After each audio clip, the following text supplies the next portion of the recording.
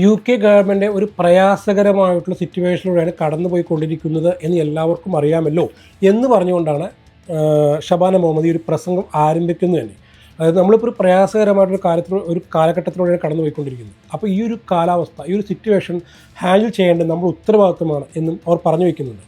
അപ്പോൾ അതിനർത്ഥം എന്താണ്? UK കടുപ്പത്തിലുള്ള സാമ്പത്തികമായിട്ടുള്ള അതല്ലെങ്കിൽ സാമൂഹികമായിട്ട് മേഖലയിൽ മൊത്തം ഒരു കൺഫ്യൂഷനാണ്, കുഴഞ്ഞു മറിഞ്ഞ സിറ്റുവേഷനാണ് പോയിക്കൊണ്ടിരിക്കുന്നതാണ്.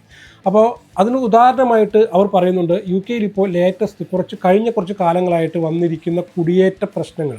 ഈ കുടിയേറ്റ ഇപ്പോൾ ലീഗൽ കുടിയേറ്റമാണ് അവർ ഉദ്ദേശിക്കുന്നത് കേട്ടോ. ഇല്ലീഗലായിട്ട് വരുന്ന കുടിയേറ്റ അവർ മാറ്റി നിർത്തുകയാണ്. അത് പ്രശ്നം തന്നെയാണെന്ന് അവർക്കും അറിയാം, നമുക്കും അറിയാം.